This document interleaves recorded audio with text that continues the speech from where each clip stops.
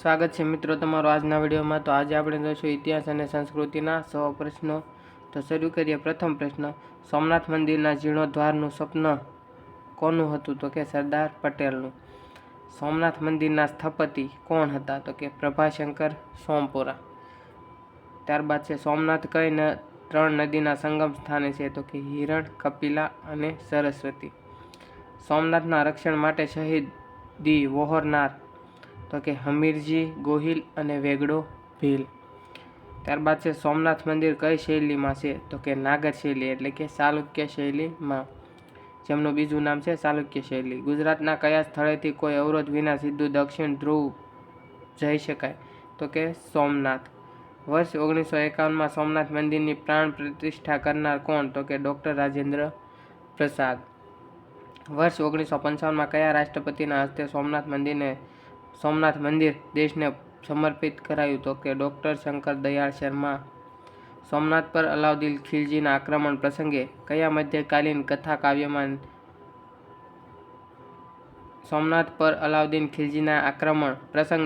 મધ્યકાલીન કથા કાવ્યમાં નિરૂપવામાં આવ્યો છે? તો કે કાન્હડે પ્રબંધ। વિભિન્ન સમયમાં આક્રમણખોરો દ્વારા કેટલી વખત સોમનાથ મંદિરનો નાશ કરાયો? તો કે 7 વખત। સોમનાથ મંદિરના ટ્રસ્ટના પ્રથમ પ્રમુખ? તો કે જામ સાહેબ। સોમનાથ મંદિરના મુખ્ય દરવાજાનું નામ? તો કે દિગ્વિજય દ્વાર। મોઢેરા સૂર્ય મંદિરના સ્થાપક? તો કે ભીમદેવ પ્રથમ, ઈસવીસન 1026-27। મોઢેરાનું પ્રાચીન નામ? તો કે ભગવત ગામ, ધર્મારણ્ય। મોઢેરા કઈ નદીના કિનારે આવેલું છે? તો કે પુષ્પાવતી નદીના કિનારે।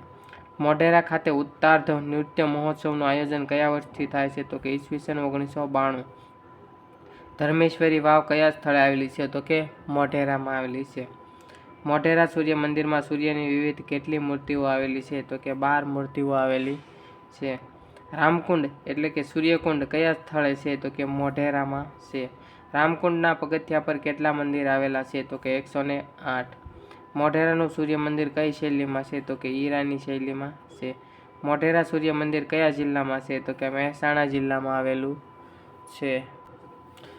ત્યારબાદ જોઈશું, મોઢેરા ખાતે ઉત્તરાર્ધ મહોત્સવનું આયોજન કયા માસમાં કરવામાં આવે છે? તો કે જાન્યુઆરી મહિનામાં કરવામાં આવે છે। ભીમદેવ પ્રથમના રાણી ઉદયમતી કોના પુત્રી હતા? તો કે રાખેંગાર પ્રથમના પુત્રી હતા। ભીમદેવ પ્રથમની રાણીઓ? તો કે ઉદયમતી, બકુલા દેવી સોમનાથ મંદિરના પ્રસિદ્ધ નૃત્યાંગના હતા। ભીમદેવ પ્રથમ કોના પુત્ર હતા? તો કે નાગરાજના પુત્ર હતા। ભીમદેવ પ્રથમ આંબુના દંડનાયક તરીકે કોની નિમણૂક કરી હતી? તો કે ભીમદેવ પ્રથમે આંબુના દંડનાયક તરીકે વિમલ મંત્રીની નિમણૂક કરી હતી। ભીમદેવ પ્રથમે કઈ નદી પર પુલ બાંધી સિંધના રાજા હમુકને હરાવ્યો હતો? તો કે સિંધુ નદી। ભીમદેવ પ્રથમ પછી કોણ ગાદીએ આવ્યું? તો કે કર્ણદેવ સોલંકી। કર્ણદેવ સોલંકી કોના પુત્ર હતા? તો કે ભીમદેવ પ્રથમના પુત્ર હતા। ત્રૈલોક્ય મલ્લ બિરુદ ધારણ કરનાર કોણ? તો કે કર્ણદેવ સોલંકી। કર્ણદેવ સોલંકીના લગ્ન કોની સાથે થયા હતા? તો કે મયણલ્લા દેવી એટલે કે મિનળ દેવી। મિનળ દેવી કોના પુત્રી હતા? તો કે કર્ણાટકના ચંદ્રપુરના રાજા જયકેશીના પુત્રી હતા। કર્ણદેવ સોલંકીએ કોને હરાવીને કર્ણાવતી નગરની સ્થાપના કરી? તો કે આશાપલ્લી, આશાવલના આશા ભીલ સરદારને। ત્યારબાદ છે, કર્ણદેવ સોલંકીનું મૃત્યુ કયા શાસકની ચડાઈ સમયે થયું? તો કે માળવાના રાજા નરવર્માના। કર્ણદેવ સોલંકીનું મૃત્યુ થતાં સિદ્ધરાજ જયસિંહની ઉંમર નાની હોવાથી કોણે શાસન ચલાવ્યું? તો કે રાજમાતા મિનળ દેવીએ। રાણકી વાવ કયા સ્થળે આવેલી છે? તો કે પાટણ। રાણકી વાવ બંધાવનાર કોણ? તો કે રાણી ઉદયમતી, ભીમદેવ પ્રથમના પત્ની રાણી। રાણકી વાવની સ્થાપના કયા વર્ષમાં? તો કે ઈસવીસન 1063 એટલે કે 11મી સદીમાં। રાણકી વાવ કઈ નદીના કિનારે છે? તો કે સરસ્વતી નદીના કિનારે આવેલી છે। રાણકી વાવમાં કેટલા માળ છે? તો કે કુલ 7 માળ છે। રાણકી વાવનું સંશોધન કયા વર્ષમાં થયું? તો કે ઈસવીસન 1964-65માં ASI દ્વારા। રાણકી વાવ કઈ શૈલીમાં છે? તો કે મારું ગુર્જર સ્થાપત્ય શૈલીમાં છે।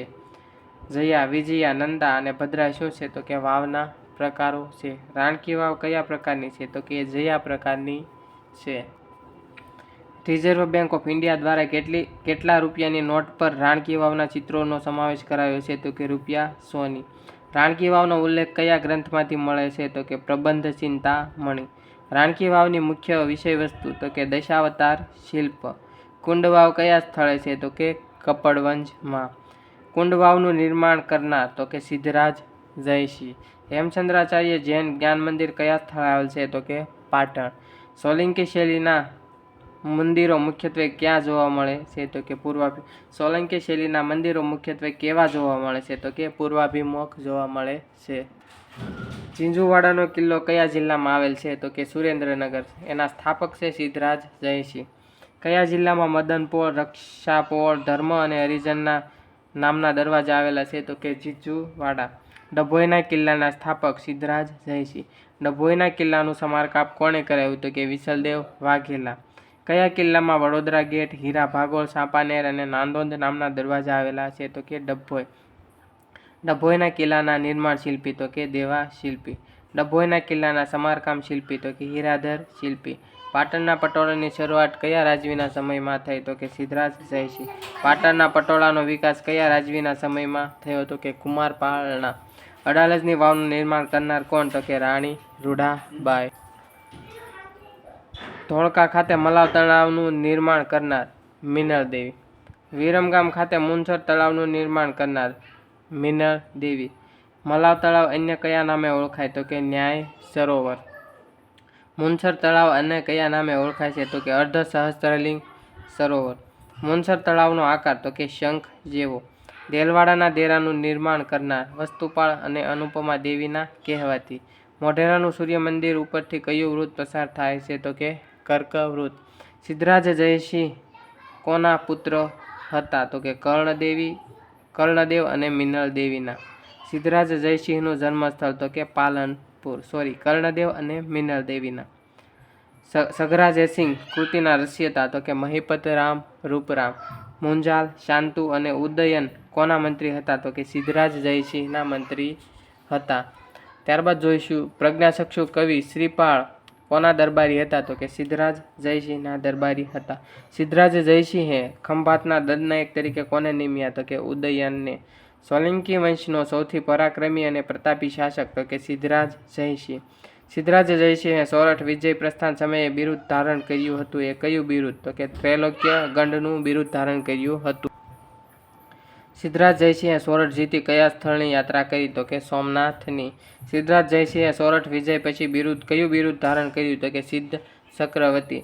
સિદ્ધરાજ જયસિંહે માળવાના યશોવર્માને હરાવીને કયું બિરુદ ધારણ કર્યું? તો કે અવંતીનાથનું બિરુદ ધારણ કર્યું.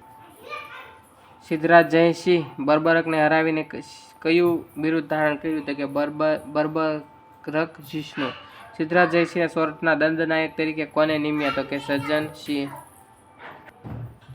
સિદ્ધરાજ જયસિંહે કોના કહેવાથી સોમનાથ યાત્રા વેરો રદ કર્યો? તો કે મિનળ દેવી. ગિરનાર પર નેમિનાથના પથ્થરના મંદિરનું નિર્માણ કરનાર? તો કે સિદ્ધરાજ જયસિંહ. સિદ્ધરાજ જ્યારે માળવા ગયા ત્યારે પાટણથી રાણીક દેવીને લઈ જઈ કોણ પરણ્યા હતા? તો કે રાખેંગાર બે. સિદ્ધરાજ જયસિંહે બુદેલખંડ ચડાઈ કરી ત્યારે કોણે 96 કરોડ સુવર્ણ મુદ્રા આપી પરત મોકલી દીધા? તો કે મદન વર્મા. સિદ્ધરાજ જયસિંહે પોતાની પુત્રી કાંચન દેવીના લગ્ન કોની સાથે કરાવ્યા હતા? તો કે અર્ણોરાજ સાથે.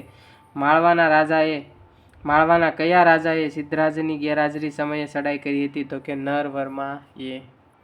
હેમચંદ્રાચાર્યને વ્યાકરણ ગ્રંથ રચવાની પ્રેરણા કોણે આપી? તો કે સિદ્ધરાજ જયસિંહે. સિદ્ધરાજ જયસિંહની પ્રેરણાથી હેમચંદ્રાચાર્ય દ્વારા રચાયેલ ગ્રંથનું નામ?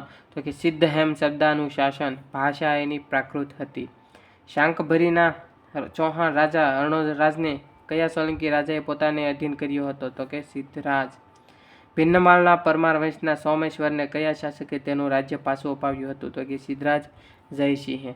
સિદ્ધરાજ જયસિંહે દુર્લભ તળાવનો પુનઃઉદ્ધાર કરી શું નામ આપ્યું? તો કે સહસ્ત્રલિંગ તળાવ. અમદાવાદ ખાતે 72 જિનાલયનું ઉદય મંદિર કોણે બંધાવ્યું હતું? તો કે શાંતુ મંત્રી.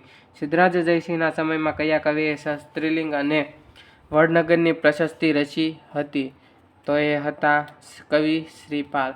સિદ્ધરાજ જયસિંહના હાથીનું નામ શું હતું? તો કે શ્રીકર. સિદ્ધરાજ જયસિંહ કેટલી ઉંમરે પાટણની ગાદી પર બેઠા? તો કે 3 વર્ષ. સિદ્ધરાજ જયસિંહ કોના શ્રાપના કારણે પુત્ર મૃત્યુ પામ્યા? તો કે રાણક દેવી. કયા શાસકે પશુવધ પર પ્રતિબંધ ફરમાવ્યો હતો? તો કે કુમારપાળ. આ સાથે છેલ્લો પ્રશ્ન, સિદ્ધરાજ જયસિંહના સમયમાં ઇજિપ્તનો કયો મુસ્લિમ ધર્મ પ્રચારક ગુજરાતમાં આવ્યો હતો? તો કે અબ્દુલ્લા. જો મિત્રો વિડીયો પસંદ આવે તો લાઇક, શેર અને તમારા મિત્રો સાથે શેર કરવાનું ભૂલશો નહીં. મળતા રહીશું નવા જ વિડીયોમાં.